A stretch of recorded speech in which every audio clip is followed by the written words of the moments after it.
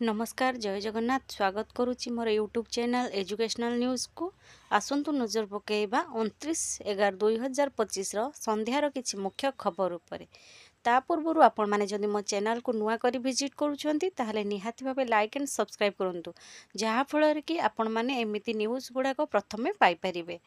आसंतु नजर पकाइबा आजिर प्रथम खबर उपरे प्राथमिक स्कूल ले 20,474 चुक्तिभित्तिक शिक्षक भुवनेश्वर राज्य रे थिबा प्राथमिक और उच्च प्राथमिक स्कूल ले मोट 20,474 जन चुक्तिभित्तिक शिक्षक पाठ पढ़ाउछंती।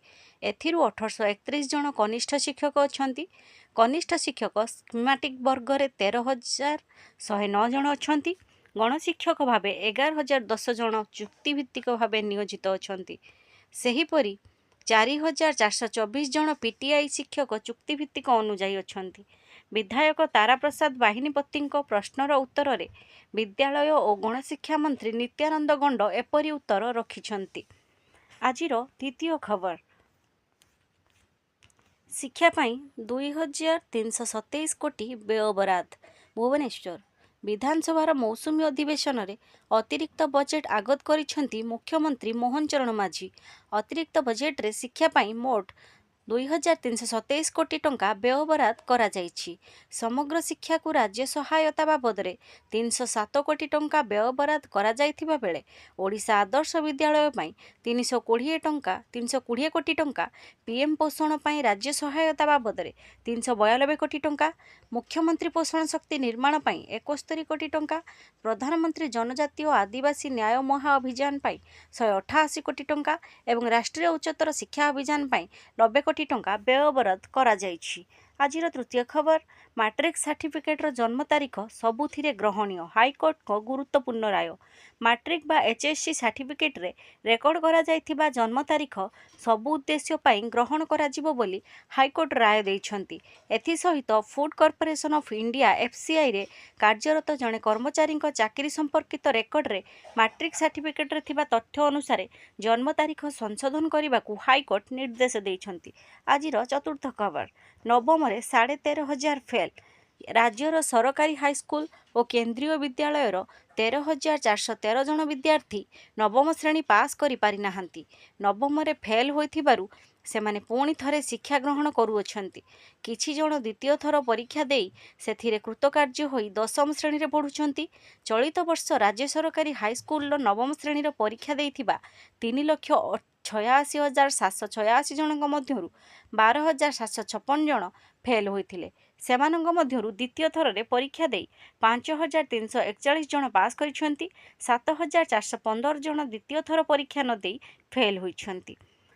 आजिर पंचम खबर एबे भी स्कूल रे 1,22,487 पिला ड्रॉप आउट भुवनेश्वर राज्यर विभिन्न प्राथमिक और माध्यमिक स्कूल ले 1,83,216 जन छात्र छात्री ड्रॉप आउट थिबा बेले आस स्कूल जीवा अभियान माध्यम रे वर्तमान सुधा 60,729 जन छात्र छात्री को स्कूल को फेराई अणा जाइछि।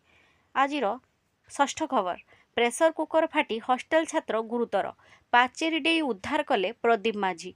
प्रधान शिक्षक और सहकारी शिक्षक निलंबित।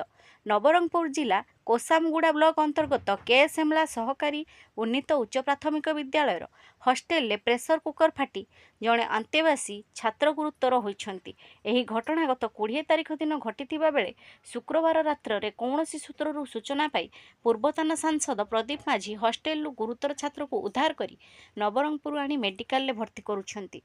आजिर सप्तम खबर शिक्षकों समस्या समाधान कर समन्वय समिति भुवनेश्वर अनुदान योग्य स्कूल कॉलेज गुड़ी को अनुदान परिसरभुक्त करने अवसर नहीं और नेबाकु थिबा शिक्षक शिक्षा कर्मचारी पेंशन अवसरकालीन सुविधा एवं कार्यरत शिक्षक और शिक्षा कर्मचारी चाकरी शर्तावलीर व्यवस्था करने को ओडिशा स्कूल कॉलेज शिक्षक और कर्मचारी समन्वय समितिर आवाहक रंजन कुमार दास दाबी करिछंती।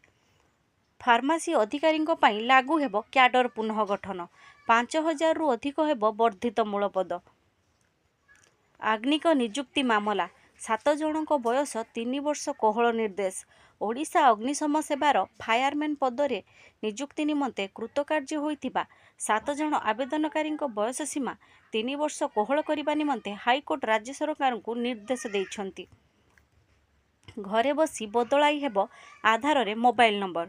ଆପ୍ରେ OTP ଓ ଫେସ୍ ଅଥେଣ୍ଟିକେସନରେ ହେବ ଅପଡେଟ୍। ଆବଶ୍ୟକ ପଡ଼ିବନି କୌଣସି ଡକୁମେଣ୍ଟ। ଏଣିକି ଘରେ ବସି ଆଧାର କାର୍ଡରେ ପଞ୍ଜୀକୃତ ମୋବାଇଲ ନମ୍ବର ପରିବର୍ତ୍ତନ କରିହେବ। ଆଧାରକୁ ନିୟନ୍ତ୍ରଣ କରୁଥିବା ସଂସ୍ଥା ଭାରତୀୟ ଅନନ୍ୟ ପରିଚୟ କର୍ତ୍ତୃପକ୍ଷ UIDAI ଏକ ନୂତନ ଡିଜିଟାଲ ସେବା ଘୋଷଣା କରିଛି। ଏହି ସେବା ମାଧ୍ୟମରେ ବ୍ୟବହାରକାରୀମାନେ ଆଧାର ଆପ୍ ଉପରେ ଏକ OTP ଯାଞ୍ଚ ଏବଂ ଫେସ୍ ପ୍ରମାଣୀକରଣ ଫେସ୍ ଅଥେଣ୍ଟିକେସନ ମାଧ୍ୟମରେ ସେମାନଙ୍କର ମୋବାଇଲ ନମ୍ବର ଅପଡେଟ୍ କରିପାରିବେ। ଏହି ସେବା ଦୂରଦୂରାନ୍ତରେ ରହୁଥିବା ଲୋକଙ୍କ ଏବଂ ବରିଷ୍ଠ ନାଗରିକଙ୍କ ପାଇଁ ସୁବିଧାଜନକ ହେବ। ଧନ୍ୟବାଦ।